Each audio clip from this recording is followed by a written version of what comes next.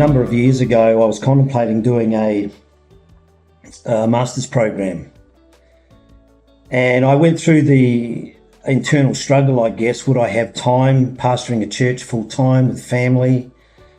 What would that look like? A lot of the options to me seemed to be I had to pack up and move to America or some other location. We don't have a Bible college close by. My undergrad course I did in Australia. So when I moved to New Zealand, the options were even more limited. And then some years ago, Dr. David Anderson with Mariku and Evangeline came over to New Zealand, and Dr. Anderson participated in our winter Bible school. He was a guest lecturer, and I got to talk to Dr. Anderson and Mariku and Evangeline about the programs that Grace School of Theology offer. And being able to do it part-time at my location and online, and particularly with the cost structure, made it a very appealing prospect. Yet I still had those issues about would I cope. I haven't studied for some 17 years since I completed my undergrad course, and I was still a bit concerned. How would I react to doing it online when I really enjoy the nature of being in the class and the community, as being a very sociable person?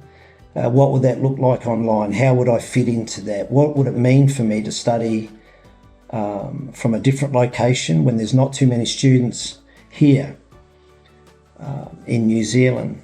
But I enrolled after much prayer and thought around that, and to wanting to develop my ministry. I had a very specific purpose for that, not only to grow spiritually, to grow in my knowledge, but be better prepared. I have a real love for pastors, particularly first-time pastors in a church, and supporting them and helping them navigate through the life of a pastor. So with that in mind, I enrolled, and to say it was easy to start with would be not true, but I soon found my feet.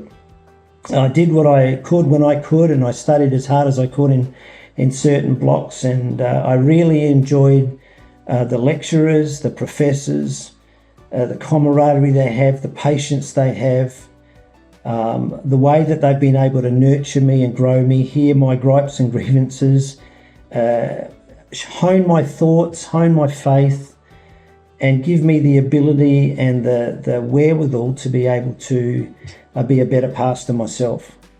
Not only that, the impact, particularly with people like Dr. Anderson and Dr. Wilson and Dr. Norris, have really helped me shape my character and allow the Spirit of God to influence my life as they've lectured to me about the nature of faith and challenged me to be a better believer, to become more like Christ, which is what I believe my role is. Yes, sure, I'm a pastor, but I also know that I need to become more Christ-like. So one of the other benefits of that, having been isolated in geographical and not having the class, physical class, has been the discipleship courses that Dr. Norris runs. And consequently to that, I've had the privilege of leading a few of those classes over the last few years.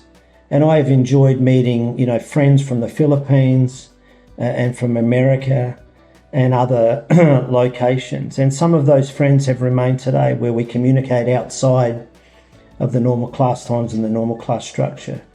And I consider, even though I've never met them physically, them to be friends of mine. Wonderful people, just godly people who want to share their life, share their understanding, share their faith, and share their encouragement and the challenges with me and the group at large. Overall, I think the college has done an amazing job in helping me reframe my understanding of faith, to give me the better tools and equipment, as I said before, to be a better pastor. Have I lost my personality? Not at all. Just ask Dr. Wilson. He'll tell you that I'm still a character. And I've enjoyed him when in the class, when I get a bit, let's say, wound up, and I enjoy him laughing. And I know he's not laughing at me, he's laughing with me, but that sort of calms me down. And we can get back on track, understanding what God requires of us, of ministers. So it's really been my privilege to be able to be at college, be at the seminary, through Grace. I appreciate so much what they've done for me. I've appreciated what they've done for other students who have gone through as I've heard their testimonies. And it is my hope that as I continue to pastor here in New Zealand and when I return to Australia in a few years, that the impact that this seminary has had on my life will be seen and be multiplied in the lives of others. So I want to ask you that question. If you're watching this and you're not a student at Grace, what will you do to consider to advance your understanding and become more like Jesus?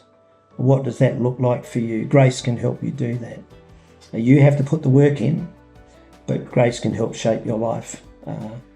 And we will be rewarded for our faithfulness in glory, no question, if we continually walk in obedience. So my name is Daryl Ward, and I'm sharing my story with you today because I really believe that we need to grow together to a higher levels of faithfulness and love for Jesus.